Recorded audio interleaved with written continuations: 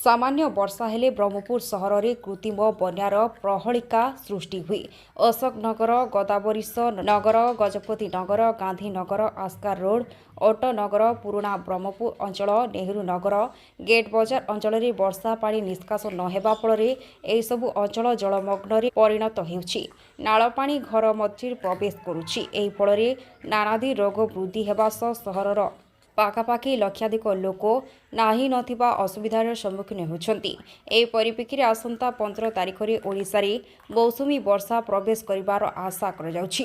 सहरर अर्धाधिक drain मुकुला पड़िछि। सम परिमाण रे drain गुड़िक सफा करा जाई नाही। माटी और आवर्जना रे परिपूर्ण ड्रेन गुड़िक वर्षा जल निष्कासन करिबारे संपूर्ण अक्षम अटे। प्रतिवर्ष बाहाना नाल, सापुआ नाल और ड्रेन मरामती नारे कोटी कोटी टंका खर्च करा जाउतिले मध्य कौनसी सुफल मिलुनाही। अतएव तुरंत काउंसिल बैठक डाकी युद्धकालीन भित्तिरे कृत्रिम बन्यार मुकाबिला पाई योजना प्रस्तुत कराजिबाकू राज्य आईनजीवी परिषद सदस्य तथा बीजेपी नेता श्री पीतवास पंडा दाबी करछन्ति।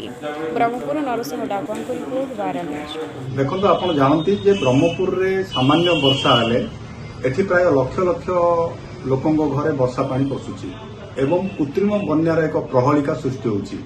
हमर कहवार कथा जे ए वर्ष पाखा जहाँ आम जानूचु 15 तारिख ओडिशा रे मौसुमी प्रवेश करिवो। एहा पूर्व प्रशासन अधिकारी बा शासक दल तरफ जेते इनिशिएशन नेवा कथा इवेन पौर परिषद तरफ भी जो कौन इनिशिएशन नै नांदी वर्षा जल निष्कासन किपरि हेई परिवो।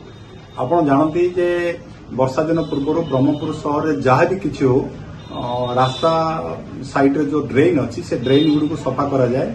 एपरिक बाहाना नाल जो सापुआ नाल अच्छी ड्रेन पानी जीवाई तार पुनरुद्धार करा जाए। किंतु एई वर्ष प्रशासनिक अधिकारी ब्रह्मपुर पौर संस्था तरफ सेमिति किछि पदक्षेप नेला परि हमको लागुनी। अतएव आम आज दाबी करिछु जे ब्रह्मपुर शहर जो वर्षा जलर जो गोटे बन्या सृष्टि होउची एवं तार निष्कासन करिया पई प्रशासन पौर परिषद तुरंत पदक्षेप नियंतु एवं युद्धकालीन भित्तिरे ड्रेन गुड़ी को सफा करंतु। देखंतु ड्रेन सफा करिवा पई बोलिकरी कोनोसी असुविधा नै। ड्रेन सफा करिवा एवं वर्षा जल निष्कासन करिवा पई व्यवस्था करिवारे निर्वाचन एक प्रतिबंधक नै।